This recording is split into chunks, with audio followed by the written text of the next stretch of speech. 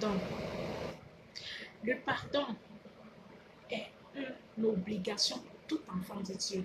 Bien-aimé, si tu es chrétien et si tu t'appelles chrétien, tu dois développer en toi l'esprit de pardon. Savoir pardonner et accepter les pardons des autres. Bien-aimé, un enfant de Dieu doit être celui-là qui pardonne et qui oublie. Pardonnons-nous.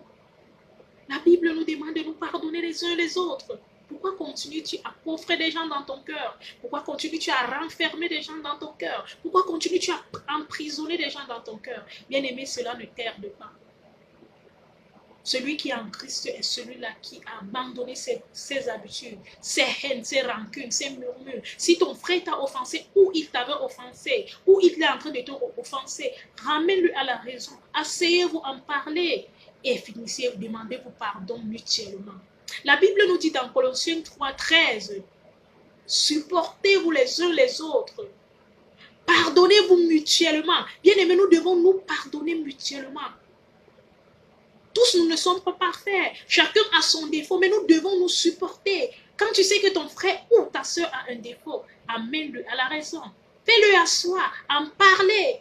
Aide lui aussi à changer. Beaucoup aujourd'hui ne peuvent pas parler de Jésus dans leur quartier, ni dans leur maison, ou dire qu'ils sont chrétiens, parce qu'ils n'ont pas le caractère de Christ. Ils ont la rancune avec tout le monde. Ils ne parlent à personne dans leur quartier. Mais comment tu veux que ces personnes connaissent Jésus? Que si toi-même, tu es la première personne à ne pas les demander pardon, à ne pas être humble. Celui qui a Christ est humble. Celui qui a Christ pardonne. Celui qui a Christ n'a pas de rancune. Unis et non, il ne divise pas. Rassemble, il ne disperse pas. Apprends à pardonner. Développe l'esprit de pardon au-dedans de toi. Que le Seigneur te bénisse. Qu'il t'aide à pardonner. Commence à prendre un engagement.